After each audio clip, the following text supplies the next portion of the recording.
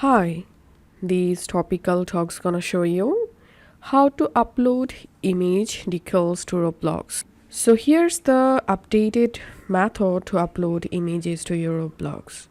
First of all, open Roblox and sign into your account. Then click on create.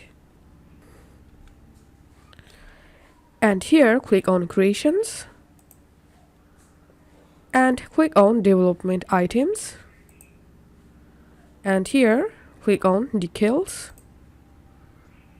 And now to upload any image here, make sure the file format is JPG, PNG, TGA, BMP and max size per file is 20 megabyte.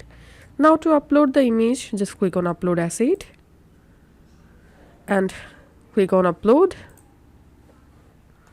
And now you have to select your image from your computer. So I'm going to selecting here a random photo. Asset type, select decal. Now you can change your image name here. You can write a description. Now click on upload. And here we can see the image has been uploaded. So this is how we can do it. If this video helped you out, please leave a like and leave a comment down below. Thank you for watching.